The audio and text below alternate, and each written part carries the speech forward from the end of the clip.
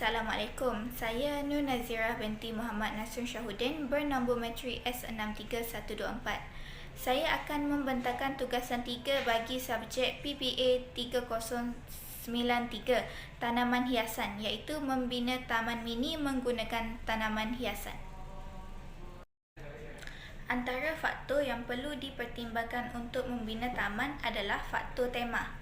Sebelum membina taman, tema harus ditentukan bagi memastikan identiti taman tersebut. Tema yang saya pilih adalah tema Taman Haruman. Bagi faktor lokasi, lokasi taman yang saya pilih adalah untuk membina di kawasan halaman rumah, iaitu laman tepi rumah. Seterusnya adalah faktor keluasan. Keluasan taman ini adalah dalam anggaran 45 kali 30 meter, iaitu panjang sebanyak 45 meter dan kelebaran adalah 30 meter. Seterusnya adalah faktor bajet. Bajet yang dianggar untuk membina taman ini adalah sebanyak RM50,000 Malaysia. Bagi faktor tujuannya, tujuan pembinaan taman ini adalah untuk mengindahkan suasana halaman rumah serta menjadikan ruang rehat untuk ahli keluarga.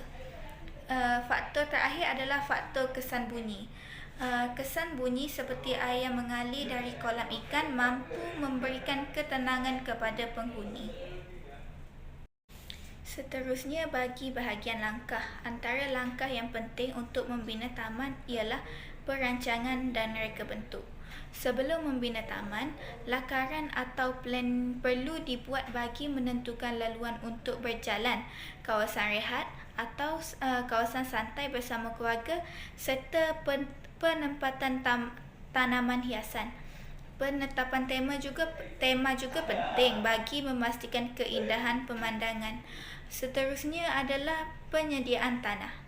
Analisis tanah perlu dilakukan untuk memastikan kesuburan dan keupayaan saliran tanah. Penambahbaikan juga boleh dilakukan jika terdapat sebarang masalah seperti membaja atau memperbaiki semula struktur tanah. Langkah yang seterusnya adalah pemilihan tumbuhan, iaitu dengan memilih tumbuhan yang sesuai dengan iklim tempatan, keperluan air dan cahaya matahari. Variasi tumbuhan iaitu dari segi warna dan bau juga perlu dipertimbangkan untuk mencipta taman yang menarik dan indah.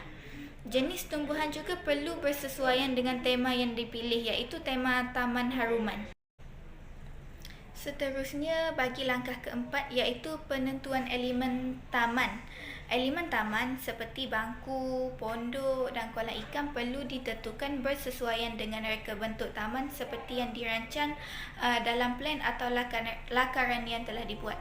Seterusnya adalah melakukan pelaksanaan, iaitu memulakan dengan pemasangan laluan berjalan atau unsur keras yang lain dan diikuti dengan tanaman yang dipilih bersesuaian dengan tema taman. Bagi langkah ini diakhiri dengan memasang atau membina elemen hiasan seperti mana yang ditetapkan dalam lakaran tersebut. Bagi langkah terakhir pula, iaitu melakukan penyelenggaraan. Jadual penyelenggaraan perlu dicipta bagi memastikan taman sentiasa rapi. Sebagai contohnya, penyiraman, pembajaan, pemangkasan dan melakukan pemeriksaan berkala bagi memastikan tiada sebarang kerosakan. Ini adalah contoh landscape tema Taman Haruman bersesuaian dengan tema lokasi, keluasan dan bajet yang telah dirancang.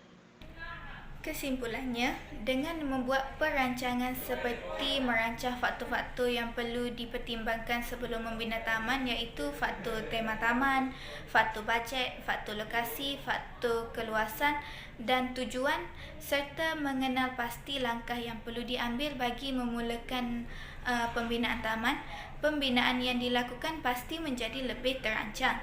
Kesannya taman yang dibina akan bersesuaian dengan tema yang telah ditetapkan. Itu saja daripada saya. Sekian, terima kasih.